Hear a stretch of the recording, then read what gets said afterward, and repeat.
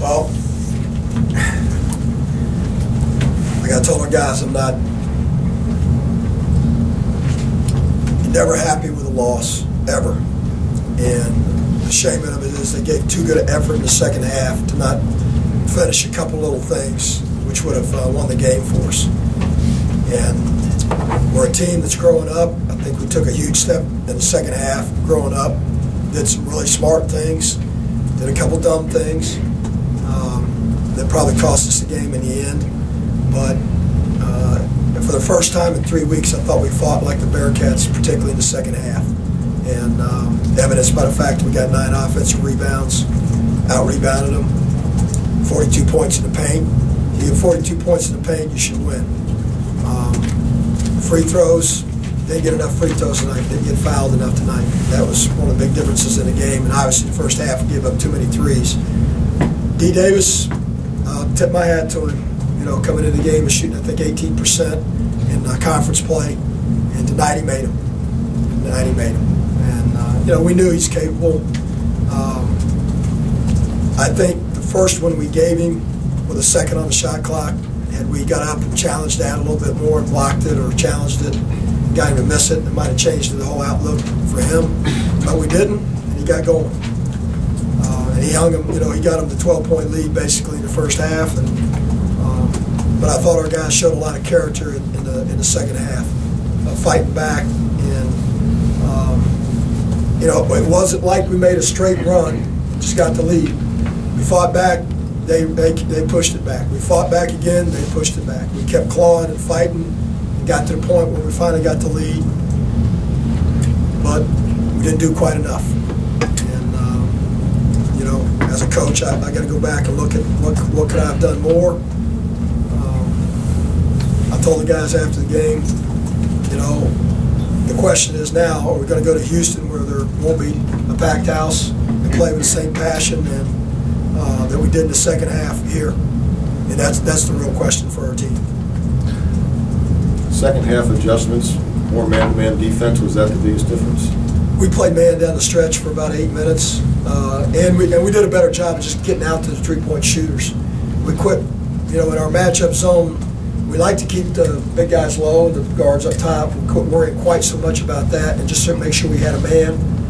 And the other thing we did a better job in the second half of getting down on Stainbrook and their bigs, strip some, block some at the rim. Stainbrook had 6 turnovers tonight. I think that's a season high for him. He's only got like 32 on the year. So we did a nice job of you know, guarding, doing both things. And the second half, we executed tremendously offensively. Got shots we wanted and got the ball where we wanted it to and knocked it down. I wish we would have knocked one more down. Last play, were they focusing on keeping you from getting the ball inside, and is that what created Cobb having the space that he did? Well, you know, with 11, I tried to ice the free throw shooter. You make a decision there whether you race it up, call the timeout. Maybe that's what we should have done. You can always second guess yourself.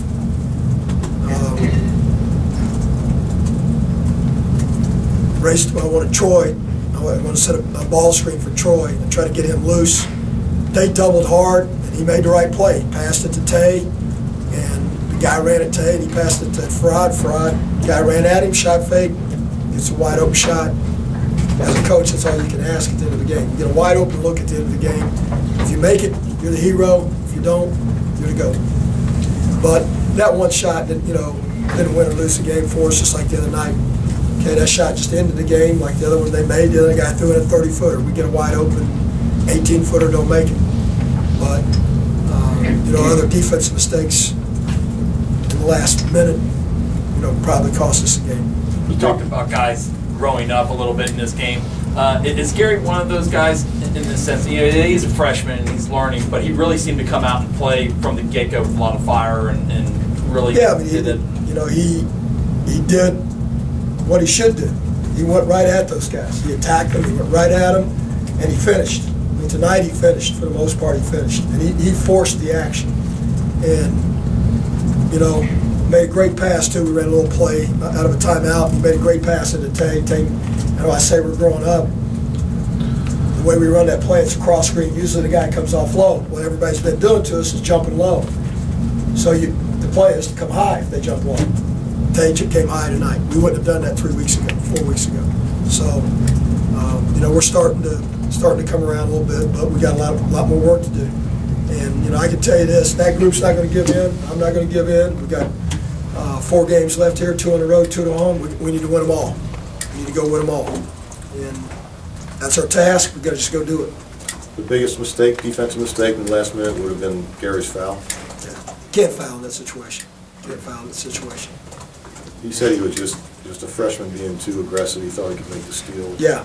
You know, hey, and let's face it, guys, there's been 2 or 3 games he's made that steal. Went down and dunked him.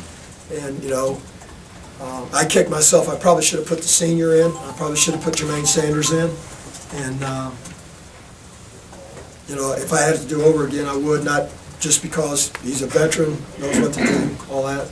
And especially you can't foul a guy out that far away from the basket. Yeah, can't foul. You know, can't foul. If a guy's driving to the basket, you got to foul him. If you can't get in front of him, he's going to make the layup. But can't foul him, you know, 25 feet from the basket. He was probably 20, 25 feet from the basket.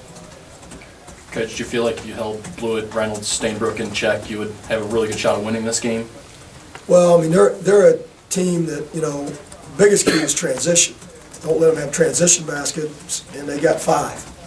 And 5 points in transition. That's your first step. Then once you get in the half court, their MO most of the season has been to kill you inside in the half court. They get a lot of threes off transition, threes off kickouts and that kind of stuff. And in the first half, they had a 12-point lead because they made 8 threes. They made 8 threes. It didn't hurt us inside. I mean, they had 8 threes. And, you know, Stainbrook has 7. Reynolds has 7. I mean, if you'd have said that coming into the game, those guys were going to have 7 apiece. I felt pretty good about where we were at, and we were. We were in position to win the game. They're a good offensive team. We held them 17 points under their average is 76.5 or almost 77 points a game. We held them 17 points under their average, but we needed to hold them 18 points under their average. When a young team has back-to-back tough losses like that, what's the most important thing you need to say to them, and what's the most important thing they need to think about coming out of stress like this? Well, they need to think about the mistakes that put them in position to lose. All right, what can we do better defensively?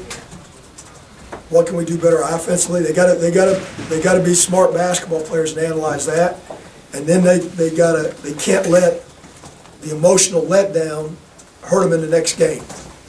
Certainly this game here, because of the crowd and the game it is and all that, I wasn't worried about their emotional letdown. Okay, we got to go to Houston. We can't have an emotional letdown. Like I said, like I told them in there, we have to rally and play with that same effort and emotion at Houston we did here. If we do that, we'll be fine. We'll be fine. And you have to realize why. What made you lose the game? Okay, you got to learn how not to lose before you can win sometimes. Okay. You got to learn that you can't foul 25 feet from the basket, okay, with 11 ticks on the clock. Coach, D. Davis's 3 before halftime, I'm assuming that gave Xavier a lot of confidence to build into a 12-point lead heading into the locker room. What did they do for you guys, do you think? Well, just added to the frustration. I mean, you know, because we weren't getting to them. And, but, you know, I have to say our guys didn't come in the locker room and hang their head, really. You know, and there was positive talk in there, and we knew what we had to do defensively. We had to make a few adjustments, and again, we played the longest stretch of man-to-man we've played probably all year in the second half, and you know, did fairly well in it. So, you know, 9 or 12, still got to overcome a big lead either way, and obviously you don't give that last one up to him, maybe you win the game. You know, maybe you win the game. But as far as psychologically, I don't think it made it any worse. That's what I'm saying. I mean, you know, because, again, we were going to be down 9. Anything else? Thanks, Coach.